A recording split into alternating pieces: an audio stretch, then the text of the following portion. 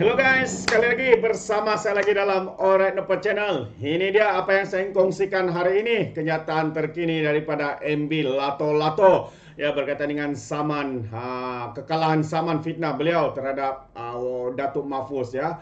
Jadi apa yang saya nyatakan di sini, inilah dia sahabat semua, dengan kesombongan MB Lato-Lato, keangkuhan, dan beliau tidak sedar diri. Jadi mari kita ingatkan ya, lebay-lebay daripada pemimpin PAS ini, sahabat-sahabat semua. Dan sebelum itu, dalam kenyataannya hari ini katanya Mahfuz hanya nak tumpang populariti saya. Itu kata-kata daripada Sanusi menjawab Datuk Mofas yang mau untuk saman ya, bayaran saman itu dilunaskan segera. Tetapi hari ini sekali lagi ya, NB Lato-Lato ini memberi, bukan membayar, tapi begitu sombong ya, memberikan kenyataan balas terhadap seruan ya MB Datuk Mahfuz, sahabat-sahabat semua. Jadi kalau kita imbas semula, saya mau ingatkan ya, MB Lato-Lato ini kenapa beliau menjadi popular. Satu perkara yang menjadi beliau popular adalah kerana kerajaan yang ada pada hari ini di negeri Kedah bukanlah kerajaan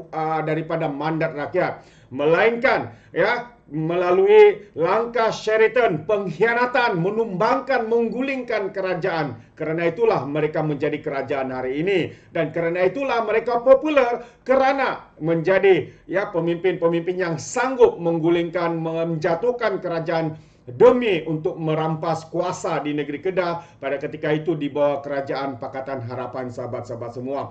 Jadi ini perkara pertama, kenapa beliau menjadi popular. Bukan kerana beliau menjadi popular kerana kebaikan, kerana kerja yang bagus dilakukannya di Kedah. Tidak, sahabat-sahabat semua.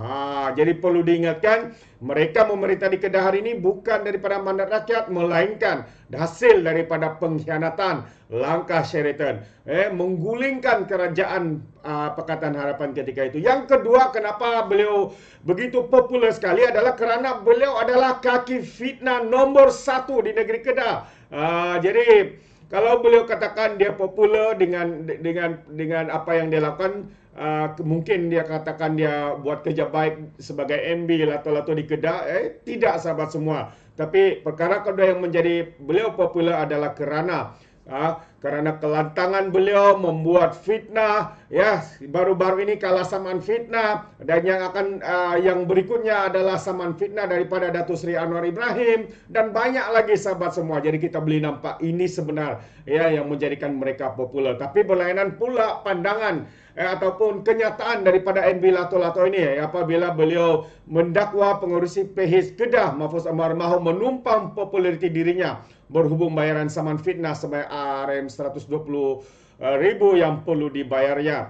Jadi ia selepas Mahfuz menuntut segera menjelaskan bayaran itu berserta kos taman jika tidak mahu naik notis kebengkarapan difailkan ke atasnya. Dia nak tumpang populariti saya, dia telah tenggelam dengan kala lebih 31,000 katanya. Jadi apa lagi nak dinaikkan nama dia balik katanya. Tidak ada kes pun.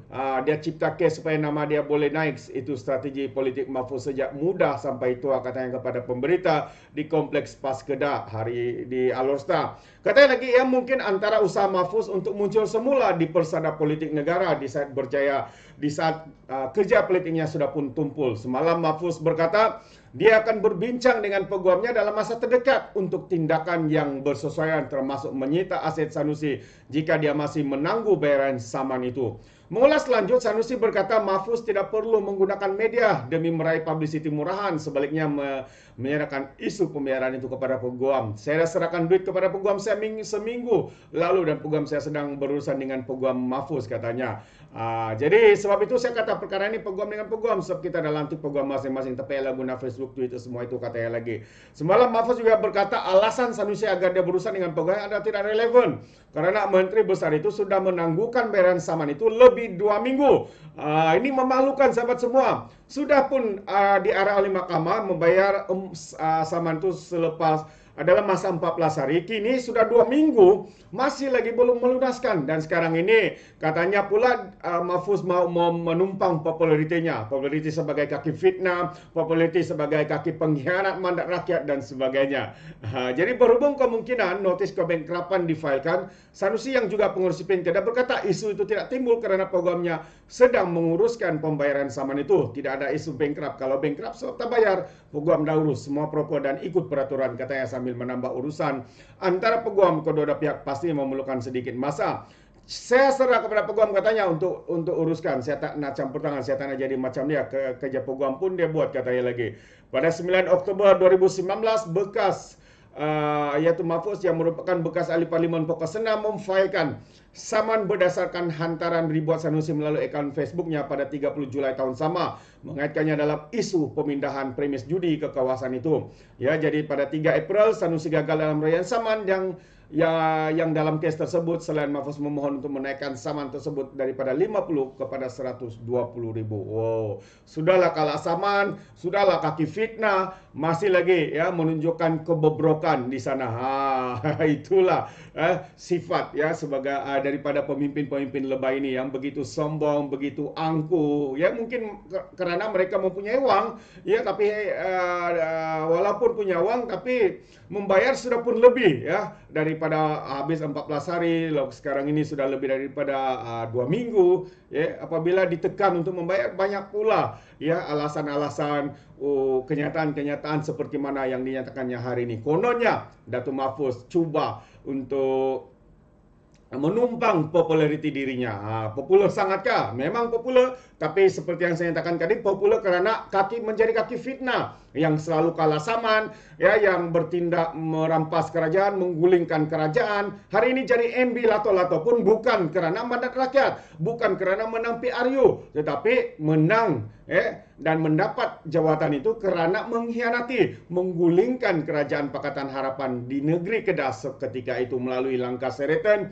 yang diwujudkan oleh pengkhianat-pengkhianat besar seperti Abakal, seperti Mainbreed, Zuraida Kamarudin, Mak Lampir dan banyak lagi sahabat-sahabat yang disokong bersama oleh lebay-lebay PAS. Di manakah integriti mereka sebagai pemimpin, kononnya pemimpin parti Islam, sahabat-sahabat semua. Tapi mereka menyokong segala perkara-perkara yang haram dan memberikan dalil-dalil untuk menghalalkan perkara-perkara itu, sahabat-sahabat semua. Wow, amat mengejutkan, tapi inilah realitanya. Alright, jadi terima kasih sekali lagi kerana bersama dengan Orang Dapat Channel.